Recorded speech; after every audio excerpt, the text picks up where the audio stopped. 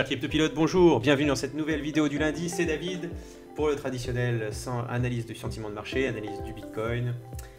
Donc on a eu une sacrée semaine, donc c'est la catastrophe. La semaine dernière, on a perdu, notamment sur le Bitcoin uniquement, 24% presque. Voilà, donc FTX est sorti du placard et a entraîné donc une cassure du support qui était un beau support puisque c'était le support de l'ATH du précédent bull run qui était autour des 19 000 et tout ça. Donc là on a bien cassé en weekly.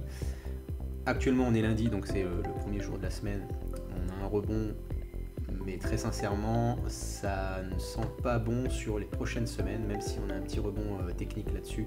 Là le support à ces niveaux-là était important. Alors on rentre dans on rentre dans cette bande que j'avais signalée où on avait le potentiel rebond à ces niveaux-là du Bitcoin, bien qu'on puisse aller quand même chercher plus bas. Quand même cette zone-là va être quand même assez compliquée à traverser. Maintenant tout est possible, donc là par rapport à l'ATH, le all-time high du Bitcoin, on est sur une correction actuellement de 77%. On peut descendre plus bas, ça s'est déjà produit lors des précédents éclatements de bulles spéculatives. On peut descendre jusqu'à 90%, 85%, voilà. Donc, on peut toucher ces... Après il y a la barre psychologique des 10 000, il y aura sûrement énormément d'investisseurs qui auront positionné des ordres d'achat à 10 000. Également au niveau des 14 000, pourquoi? Parce que c'est cette zone-là, cette zone ici et donc cette zone des 14 000 a été importante parce qu'elle a déclenché le bull run en 2020, donc fin 2020. Cette cassure des 14 000 a déclenché donc la vague impulsive de la dernière bulle spéculative. Voilà pourquoi 14 000 est préconisé par énormément de traders, on voit apparaître beaucoup. Et dans ces cas-là, le marché fait jamais trop ce que tout le monde veut. Donc pour aller liquider ces positions-là, je vois bien le marché aller chercher les 10 000 pour aller chercher les stop-loss. Et boum, mais très brièvement. Après, rien n'empêche qu'on ait touché le fond et qu'on remonte ensuite. Tout est possible. Maintenant, moi, je préconiserais plutôt des positions à 14 000 car il y aura un rebond nécessairement dans ces eaux-là, 14 000, 14 500 et aussi autour des 10 000. Donc tant qu'on n'est pas dans ces zones-là et tant qu'on n'a pas une visibilité claire de cette cassure qu'on a eue du support des 18 000, 17 500, eh bien il y aura peu de signaux. Voilà, je préfère vous prévenir d'abord. On en a eu pas mal, ça s'est très bien passé. D'ailleurs, on s'en est sorti très bien durant cette période parce que là, une chute comme ça aurait pu coûter très cher à pas mal. Ça a coûté très cher d'ailleurs à beaucoup de traders et aussi des holders sur notamment la plateforme FTX. Voilà. Et bien écoutez, on s'en est pas trop mal sorti, même si on aurait pu sortir avant, on aurait pu clôturer avant, mais avec des si, c'est tout de suite plus facile. Toujours est-il qu'on a pris quand même des gains à la montée et ensuite nos stop-loss nous ont préservé d'une perte plus importante. Donc j'espère que pour tout le monde ça s'est pas trop mal passé cette semaine catastrophique. Je rappelle 27%, je crois que j'ai dit 27% sur une semaine, c'est énorme. Bon, on a déjà eu, mais je suis pas sûr que en termes de pourcentage en soit, vous voyez, c'est pas parce que la barre est plus grande que comme on est en chiffre plus élevé, le pourcentage est important là. C'est pas parce que la barre est plus petite que celle-ci que celle-là elle est pas mal quand même. Mais voilà, pour 23%, mais bon, on était allé chercher 30% sur la semaine. Mais voilà, celle-ci par exemple est plus importante en termes de pourcentage que celle-là.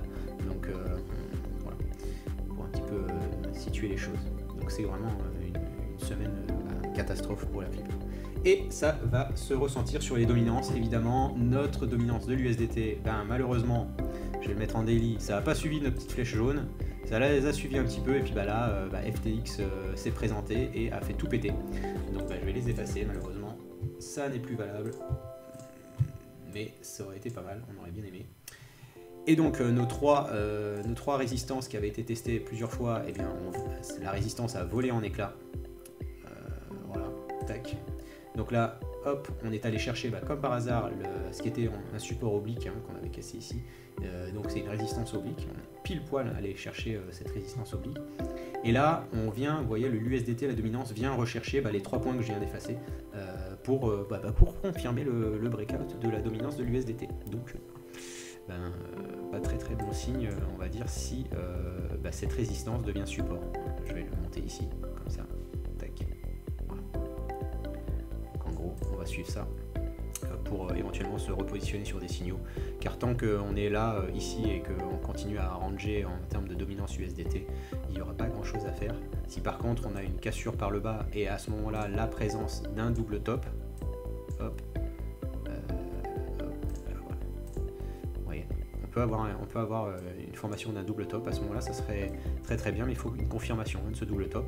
Et à ce moment là, l'objectif, alors c'est encore mieux, si on a vraiment un double top, l'objectif c'est beaucoup plus bas, donc c'est très bien. Mais on va attendre d'avoir la confirmation pour jouer cette pattern.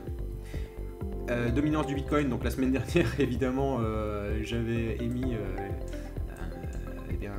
on va dire un souhait, ou du moins c'était assez utopique, mais bon, si ça se produisait c'était fantastique, et donc une cassure du canal de la dominance du Bitcoin, donc on l'a un petit peu cassé, et puis FTX et ainsi de suite s'est présenté. Dans ces cas là, eh bien c'est les alts qui morflent, et le Bitcoin, la dominance remonte, ainsi que évidemment la dominance de l'USDT, et donc le Bitcoin est repassé dans son canal, hein, il avait été ici testé, là on le reteste encore, je vais zoomer, hop, voilà, et ça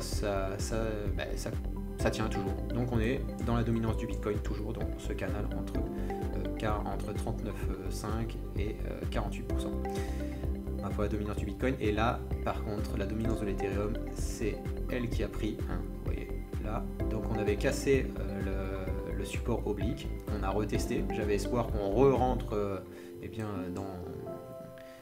dans cette tendance haussière de la dominance des alts. Et bien non, donc on est allé directement retester et puis corriger avec le FTX. Donc, je vous dis, hein, quand il y a vraiment des grosses mèches, des grosses pertes en pourcentage de Bitcoin, et bien les alts sombrent encore plus. Donc voilà, à voir si au niveau hebdomadaire, qu'est-ce qui se passe. Hop, hebdomadaire. Donc on a vraiment là, il faudrait attendre une clôture sur la dominance des alts. Là on lutte, hein, on lutte les 11%. Il faudrait voir la clôture cette semaine. Où est-ce que va se situer la dominance des alts pour confirmer donc une correction en trois étapes. C'est-à-dire ça. Première, hop, voilà. Je vais mettre une autre couleur. Jaune. Okay. Deuxième étape, hop. Et une troisième étape, c'est une correction en ABC ici, voilà, à peu près comme ça. Donc objectif 8%, 7,89%, 8%. De toute façon, si le Bitcoin est amené à tomber à 14 ou voire 10 000, honnêtement, c'est pas bon d'être dans les alts. Par contre, on aura des opportunités exceptionnelles pour l'achat de ces alts-là avec des soldes en fait, hein, c'est ce qu'on appelle les soldes en crypto. Ça va être une bonne période pour se positionner sur moyen long terme sur certaines alts avec peut-être des prix d'achat qu'on n'aurait jamais imaginé il y a 6 mois. Voilà pour la dominance des alts. Et alors le total market cap, il est aussi touché par le FTX ici, hop, en daily. Donc voilà, on est sensiblement au même niveau que ce qui avait été fait le 18 juin. On peut pas dire que le total market cap ait subi une grosse déflagration avec FTX. Voilà, on est toujours dans cette consolidation et on maintient quand même les niveaux au niveau de la correction ABC. Alors comme je l'avais dit à l'époque, hein, cette correction-là, cette jambe-là peut très bien arriver ici, hein, c'est possible. Mais pour l'instant, on maintient toujours ce support des 750 milliards de dollars. Donc pour le total market cap, on va dire que c'est plutôt ok. Maintenant, honnêtement, si encore une fois le Bitcoin tombe à 14 voire 10 000, on ira chercher ce support-là des 400 milliards en crypto. Sachant que, bon, vous voyez, hein, pour la TH, on était à pratiquement 3 trillions. Je sais plus comment on dit. Bref, voilà.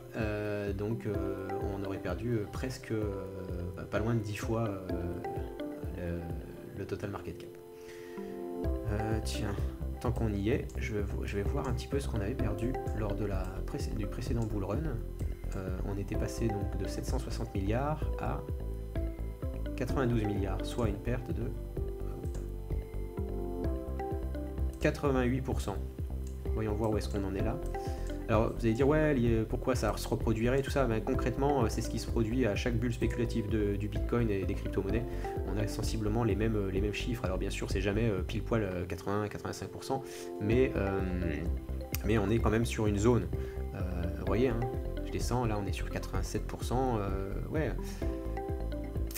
J'aurais tendance à l'envoyer ici, hein, le total market cap, et donc évidemment du sang sur les alts et sur le Bitcoin. Et donc le mieux c'est USDT, ou éventuellement si on veut pas nous lâcher c'est Bitcoin, on reste en Bitcoin mais dans les alts. Aïe aïe aïe. Voilà. À suivre pour une prochaine vidéo. Je vous souhaite une excellente semaine malgré tout. Et bon bah voilà, dans les signaux ça va être sûrement assez calme cette semaine. On va peut-être essayer un ou deux signaux histoire de jouer quelques rebonds, mais il faudrait quand même mieux attendre pour se positionner sur beaucoup d'alts. C'est dommage, on avait constitué un excellent portefeuille. Maintenant, bon, voilà, le FTX est sorti du placard et a fait voler en éclats tous les stop loss. Allez, je vous souhaite une bonne semaine. À lundi, salut!